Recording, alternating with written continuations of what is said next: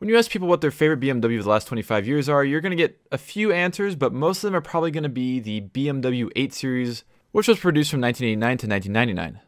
Even though only around 30,000 units were sold, it developed quite a following throughout its lifetime. The 8 Series came in a few different trims with only 2 different engines you could pick, a 4-liter V8, later swapped out for a 4.4-liter V8, or a 5-liter V12 in the higher-end 850. Sadly, this one was only the 840 Ci, which was pretty much the base model, even though it still had more standard equipment than you could ever imagine. And oddly enough, even though the 850 was so much more expensive than the 840, around 15,000 more were made. But these cars were definitely praised more for their styling than their performance back in the day. Ask just about anyone and they'll tell you that the BMW 8 Series is one of the most beautiful cars made in the 90s, which I kind of agree with.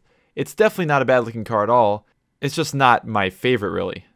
My favorite part of the 8 Series styling is the fact that it's a hardtop coupe, so you have a larger window opening because the rear windows go down along with the front windows and there's no pillar. And of course the front with its pop-up headlights is very nice as well.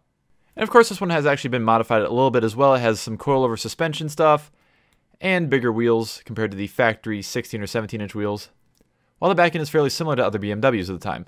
The interior is very nice as well, very well made. It's very comfortable to sit in, and you have all kinds of crazy options I didn't expect, such as a power adjustable steering wheel. Instead of a lever that you pull and you move the steering wheel yourself, as a button that you press in a certain direction and the steering wheel moves that direction, both telescoping and tilt.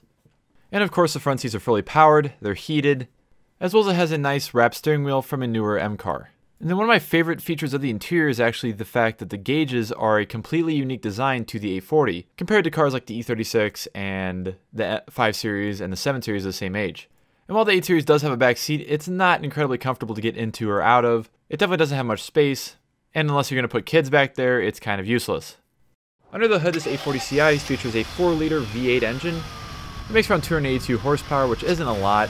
The car is definitely not a performance car per se. There were a lot faster cars back in the day, but it's supposed to encompass everything: luxury, the grand touring aspect of it, as well as being a decent performer.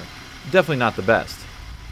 Driving wise, the car is of course very, very quiet inside, and of course, like I said, it's very comfortable as well. And after driving a stock 840 Ci with stock suspension, I would say this car definitely feels a little rougher than it. I would much rather have the stock suspension myself, but it's still not like jarringly bad. Just a little more stiff. And so that was the 1994 BMW 840 Ci Coupe. If you have any comments, questions, or concerns, leave them in the comment section below. And other than that, thank you all so much for watching, and I'm out of here. See ya.